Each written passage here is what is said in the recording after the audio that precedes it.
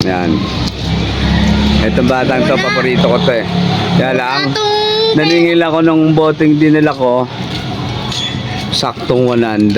Ngayon, itong batang paborito ko, mahilig to magbenta sa akin ng kalakal ngayon. Anong problema mo? Dito ka banda. Anong problema mo? Nawalan po ako ng sandon. Totoo. Opo. Para saan yung 100 pesos? Doon po yung sa siningil ko. Para kanino yun? Kay mama po. Ano gagawin sa'yo ni mama mo? Yan, naiiyak ko siya. Ano gagawin sa'yo ni mama mo? Pag hindi mo binigay yung 100, ano mangyayari? Papagalitan po kasi ako nung tapos papanood. Bakit parang iiyak ka na? Hindi ka makauwi. Hindi Ah, po. hindi ka makauwi.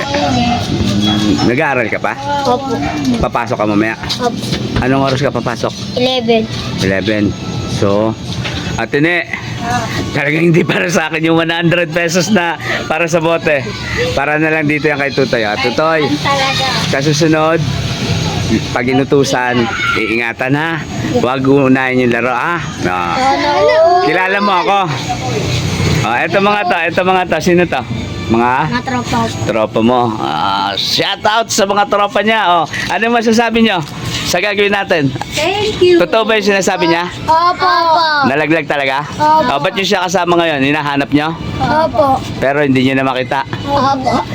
Pag binigyan natin, makakapasok ka mamaya. Ako din po. Yun lang. Baka mamaya, puro ano kayo, malaglagan kayo. Kawawa naman si Kuya Badong. Ito daw. Huwag na. Huwag na daw. Uy, doon mo. Ano sasabihin mo? Salamat po. Uuwi ka na ha? Anong pangalan mo? Dendel po. Jan. Anong pangalan ko? Kaya ba daw? Oo, pasalamat ka. Paborito kita. Wala na, nakuha na ni Jan. So, yun. Yung pinadala kong bote, Manuel, wala kang komisyon. Napunta na kay Jan yung bayad natin sa bote. Sa kanya na lang yun. Wawa naman di makauwi.